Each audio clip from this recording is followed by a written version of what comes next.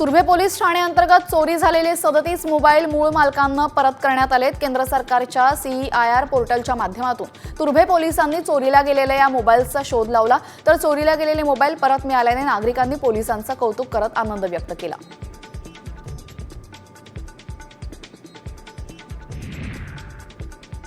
बेलापूरमध्ये परदेशात नोकरी लावण्याच्या बहाण्याने तरुणांची आर्थिक फसवणूक केल्याचा प्रकार समोर आलाय। इंडोनेशियामध्ये जॉब लावण्याच्या आश्वासनाखाली 50 पेक्षा अधिक तरुणांकडून प्रत्येकी 1 लाख रुपये घेतले गेले। त्यानंतर कंपनीला टाळं लावून 4 जण फरार झाले। या प्रकरणी आता पोलिसांचा अधिक तपास सुरू आहे।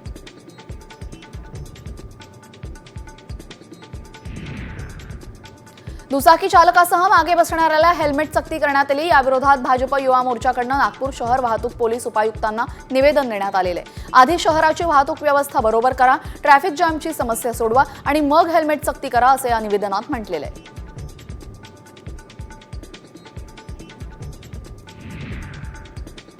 पुणे पिंपरी चिंचवड महानगरपालिकेसह ग्रामीण भागामध्ये हेल्मेट न घालता सरकारी कार्यालयामध्ये येणाऱ्या वाहन चालकांवर कारवाईला सुरुवात झालेली आहे। पुणे प्रादेशिक परिवहन कार्यालयामध्ये 200हून अधिक सरकारी कर्मचाऱ्यांवर कारवाई केली आहे। आता सोमवारपासून अधिक कडक कारवाई केली जाणार असल्याची माहिती आहे।